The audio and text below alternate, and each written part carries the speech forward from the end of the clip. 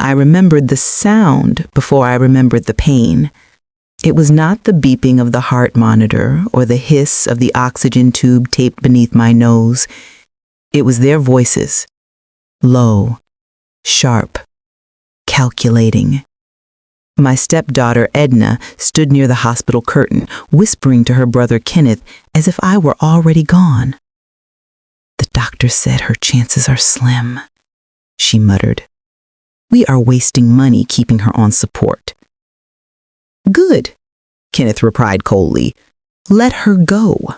Once she is gone, we can finally settle the house and accounts." I could not move.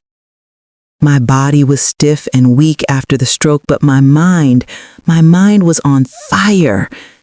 I wanted to scream. I wanted to rise from that bed and shake them. How dare they?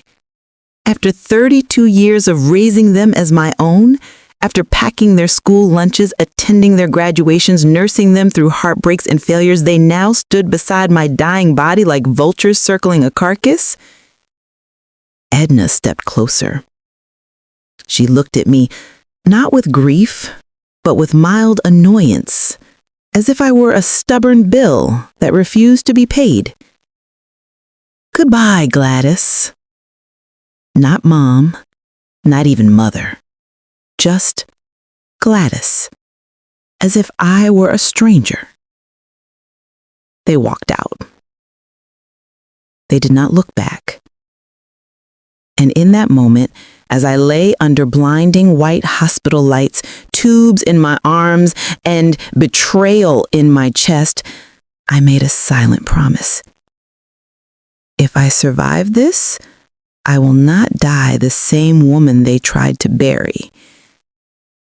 I would rise not as their mother, but as their reckoning. Before I go any deeper, let me pause to say this to everyone listening right now. Thank you. Thank you to all my wonderful subscribers who have been supporting this channel, and to all the new faces who have just discovered us, whether by fate or by accident. I am so glad you are here. I truly cannot wait for you to hit that subscribe button, because your support is the heartbeat that keeps stories like this alive. Your likes, your comments, your shares, they are more powerful than you know. So please, drop your thoughts as we go along. Let me know what you would have done if you were in my place. Now, let us return to the story. My name is Gladys Turner. I am 63 years old, born and raised in Tennessee, and for over 3 decades, I dedicated my life to being a mother, even though I never gave birth. I married Robert Turner when I was 31. He was a widower with 2 children, 10-year-old Edna and 8-year-old Kenneth. They were quiet, wounded little souls when I first met them. Their mother had passed only a year before, and Robert was a good man, but grief had swallowed most of his warmth. I stepped into their home as a stranger. I became their mother by choice, not by blood. I tucked them in at night. I braided Edna's hair for school. I sat through Kenneth's baseball games, even when he barely glanced my way.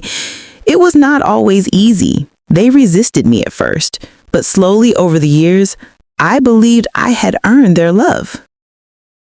I believed we were family. I believed wrong. When Robert passed 10 years ago, something shifted. They changed. Their kindness turned into distance. Their visits became demands. And now, in this hospital bed, they had shown me their final truth. They did not see me as their mother. They saw me as an obstacle between them and inheritance. But they made one mistake. They left too soon. Because just a few hours after they walked away, my eyes opened fully, and the heart monitor steadied into a strong, defiant rhythm. I was alive, and I had heard everything. I did not tell anyone I had woken up. I kept my eyes half closed whenever a nurse passed by. I allowed my breath to remain shallow, my body limp. It was easier to be invisible, easier to be underestimated. But one person saw through me. Her name was Martha, a night shift nurse with kind eyes and a voice as soft as worn flannel. She leaned over me during one of her rounds and whispered, "I know you are awake, sweetheart. I saw your fingers twitch when your children left." I did not respond, not with words, but a single tear rolled down the side of my face, and she understood. She pulled up a chair and sat beside me as if we were old friends. "You are not dying on their terms," she said. "You are going to heal. Quietly, on your own time, and you are going to decide what happens next." Her words felt like a warm blanket around a frozen heart. Over the next week, she cared for me, not as a patient, but as a woman who had been betrayed. She fed me gently. She helped me regain strength in my hands. She massaged my stiff arms until blood returned to my fingertips. And every night before she left, she would say the same thing. "Do not let the people who abandoned you decide your ending." When the doctor finally declared I was fit to be discharged, there was no one waiting to take me home. Edna and Kenneth never called, never checked, never sent a single flower. But that was fine, because I was not going back to them. Instead, I whispered to Martha, "I have somewhere I can go, somewhere no one knows about." I had bought a small cabin in rural Tennessee many years ago, before marrying Robert. It had been my sanctuary, back when I was a school teacher, a quiet place where I wrote poetry and dried herbs by the window. I never told Robert about it, not because I hid things from him, but because I never felt the need to. It was mine. A part of me that existed before I became a wife, before I became a mother. Now, it would become my rebirth. Martha insisted on driving me there herself. She took off her shift early, bundled me into her car, and drove me through winding country roads until the trees parted to reveal my forgotten little cabin. It stood there beneath golden sunlight, aged, lonely, but still standing, much like me. Meanwhile, in the world I had left behind, chaos was already unfolding. 3 days after my discharge, I received a call on the prepaid phone I had purchased before leaving the hospital. It was from Mark Sanders, my longtime attorney, and one of the few people Robert had trusted before his death.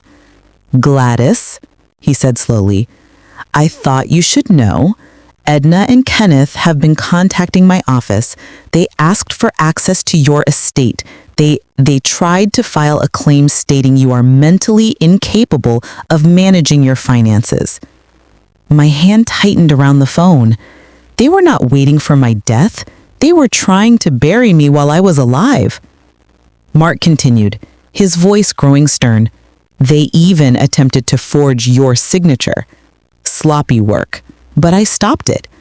I knew something was wrong when they came in smiling." Smiling? They had already celebrated my end. That night, I lit a fire in my small stone hearth. I brewed chamomile tea and sat by the window, watching the smoke rise into the night sky. The crackling flames reflected in my eyes like embers of a storm waiting to unleash.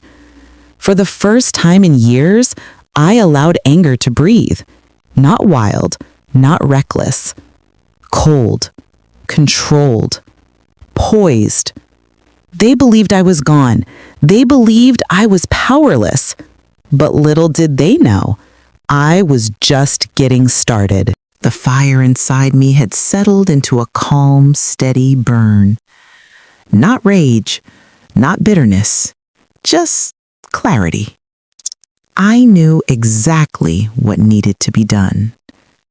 At dawn, I called Mark, my attorney. It is time, I told him. I want to rewrite everything. He did not ask questions. He had known me long enough to understand that when I spoke firmly, decisions had already been made. 2 days later, he arrived at my secluded cabin with a stack of documents and a laptop. He sat at my wooden dining table while I dictated my new legacy. My house? Sold. My savings? Transferred. My cherished heirlooms? Donated to organizations that supported widows and foster children. Everything else? Left to Martha, the only person who stood by me when I was helpless. I did not leave Edna and Kenneth a single cent. Not because I wanted revenge, but because I would no longer fund the greed that tried to kill me. A week later, Mark called them with a somber voice and rehearsed words. I am so sorry for your loss. Your stepmother has passed. Her will is ready to be read. Edna and Kenneth must have thought their prayers had been answered. They rushed to his office the next morning, dressed in black as if mourning, though their faces were bright with anticipation. Edna even dabbed fake tears beneath her eyes. Kenneth adjusted his tie, glancing at his reflection in the window like a man preparing to take possession of new property. They sat across from Mark, impatient and expectant.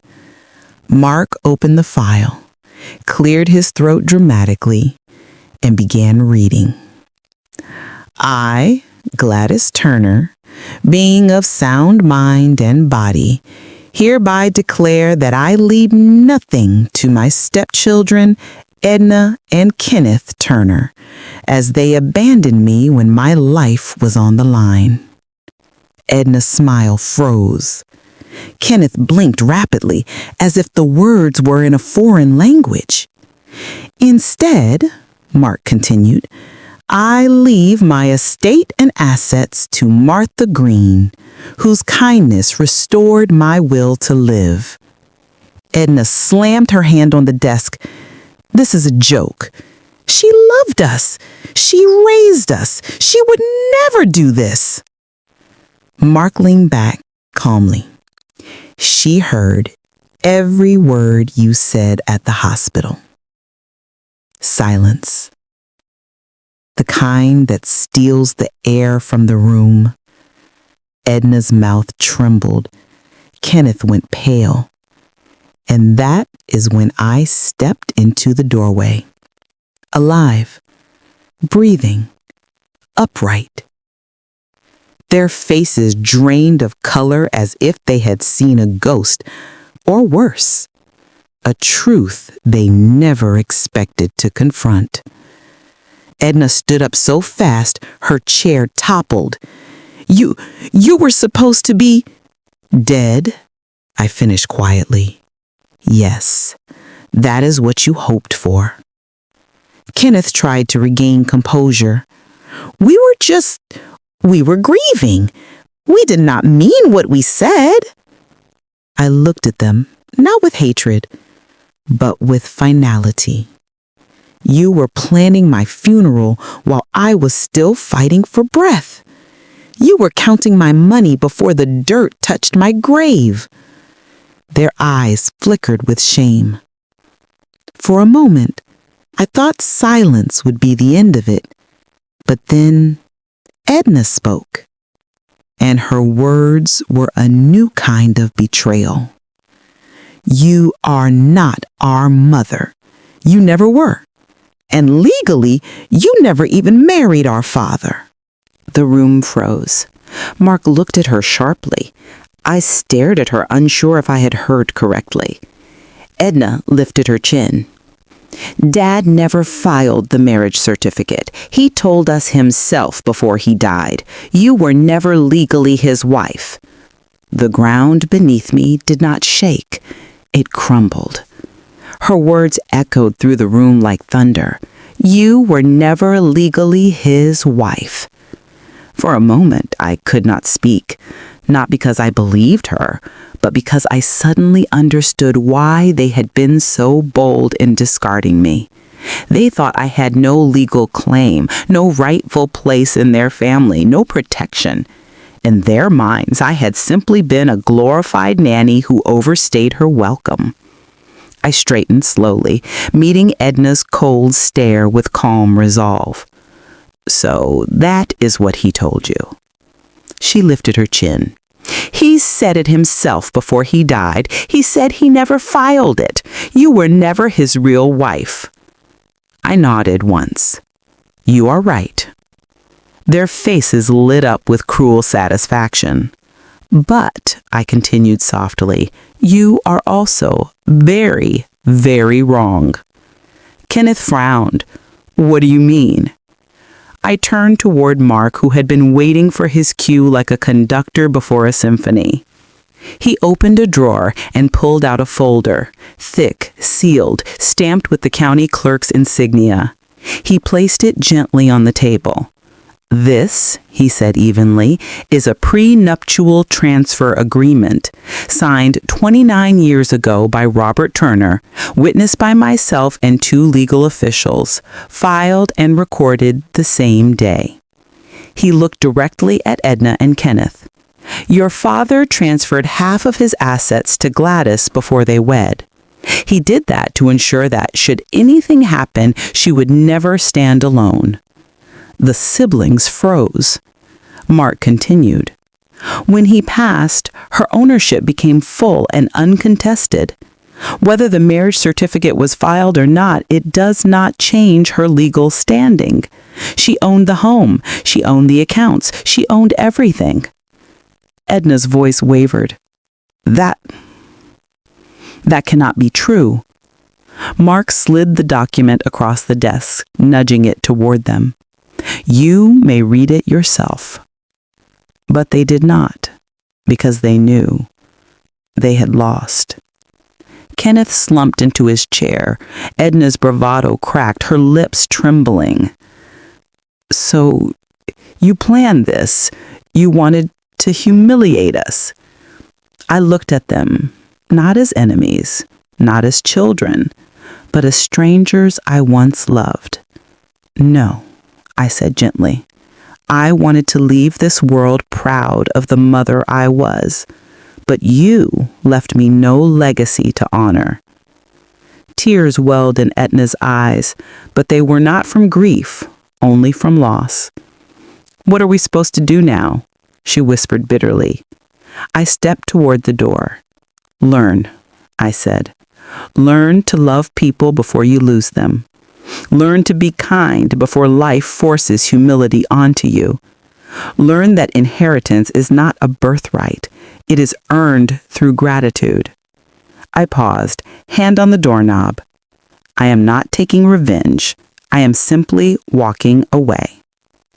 Outside, the sun was warm on my skin. As I stepped into it, I felt lighter. I had entered that office as a wounded woman. I walked out reborn. Not as their mother, not as their victim, but as Gladys Turner, a woman who finally chose herself. And to everyone watching this, tell me, what would you have done if you were in my shoes? Would you have forgiven them? Would you have given them a second chance? Or would you have walked away like I did? Drop your thoughts in the comments. Like this story if it moved you. Share it with someone who needs strength today. And do not forget to subscribe for more real stories from the heart. This was not the end of my life. It was only the beginning.